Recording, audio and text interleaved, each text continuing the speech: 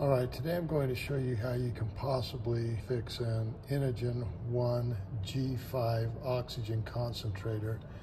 The problem we started having is when you would push the power button, it would turn on and then nothing would happen, and it would then just kind of shut off. We thought, oh, we probably need to get a new one. But I thought, well, why don't we try replacing the battery? So this is the battery right here, this part right here. To replace the battery is very simple. You just push this button right here and then slide it out. There you have it, and that's the old battery.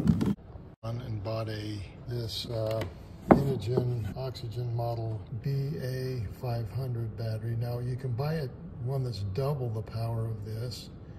It's probably about $100 more, but we just bought the smaller battery. They don't go out much, and so they really don't need a long life battery. But you can tell how much battery life you have. You can see it has a full battery charge. So we did replace the battery. Now this is the battery that was in the concentrator, and you'll notice that when we press this, it shows that it has a full charge, but you were able to see what happened when we tried to turn it on. It didn't do anything. It turned on and then didn't start up. And to replace the new one, it's really simple. You just slide it in, and you've got this end needs to go up against these connectors. So you just go ahead and slide it in. You'll hear it click. And if we go ahead and power it on, this is what should happen.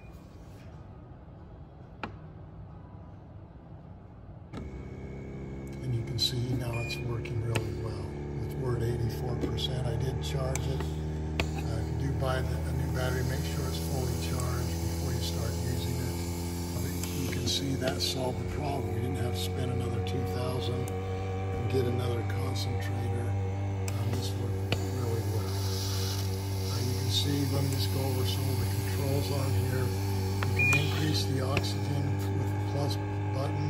You can decrease it. You have to check with your physician to find out which setting you should have it on.